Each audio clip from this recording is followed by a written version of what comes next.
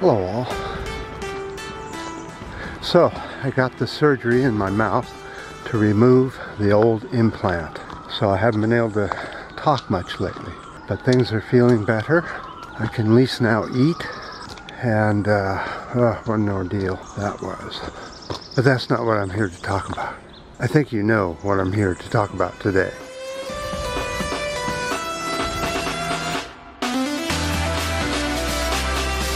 So what I wanted to talk about was mission accomplished.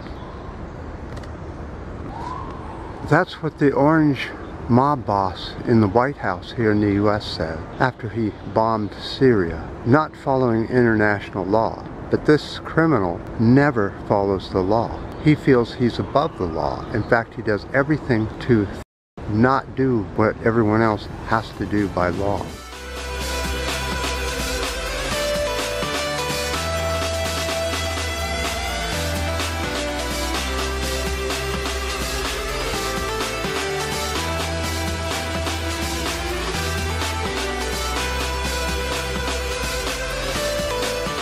So I believe, my own personal opinion on this is that he, the orange mob boss, put up a false flag of a gas attack and then put out video of people running in and out of the gas without a mask or protective suit. Anybody that's been in the military knows you can't do that.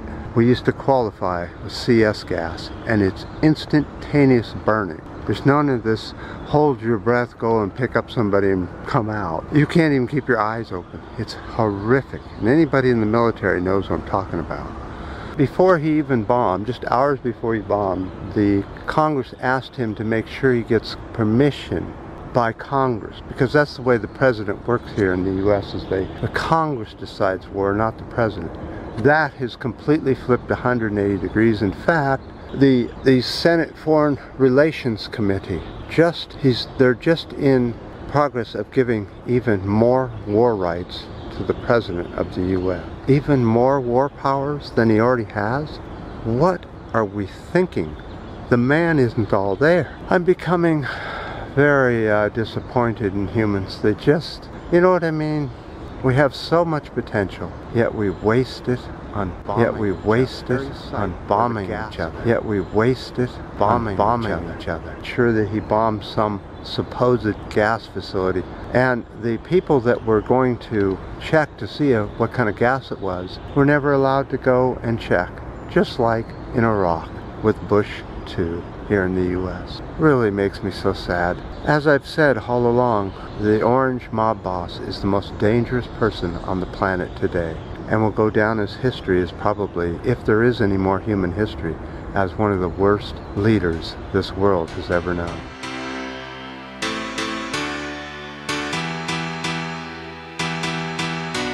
Kind of a busy day today, and it's a bit overcast, supposed to be rainy today. This late in April, we did have a lot of little rainy showers during the April season, which means lots of spring flowers. So Russia says there will be consequences. After all, that's basically bombing Russia. Russia says that they shot down some of the missiles. The Pentagon is denying it.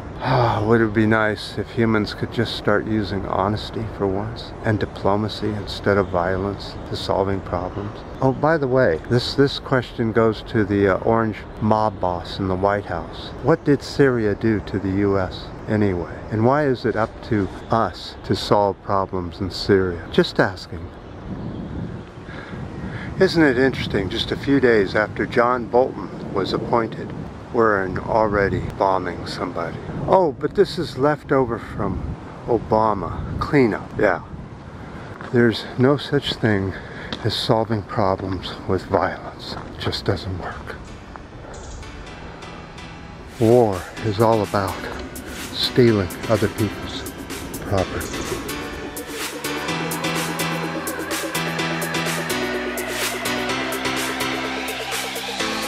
My second thing I wanted to talk about was face recognition.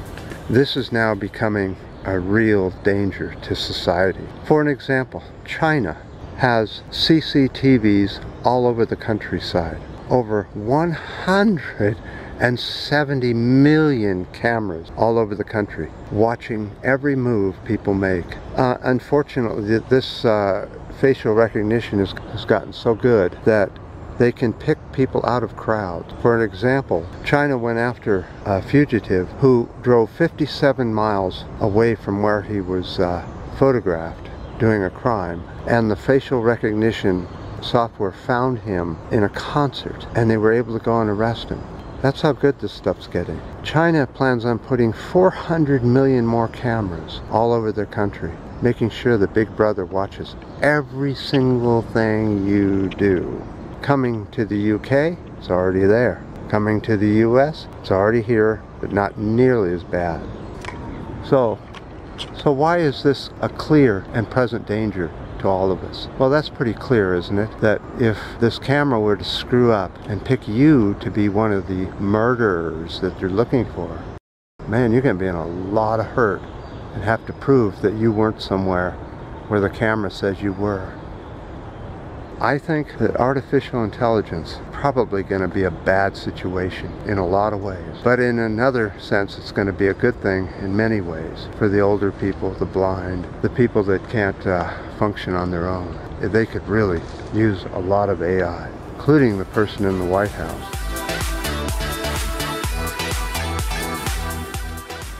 And one little bit more good news. Homeland Security will now, here in the U.S., follow all news organizations and bloggers and keep tabs on them and making a list of what and who and why and where. That is pure fascism.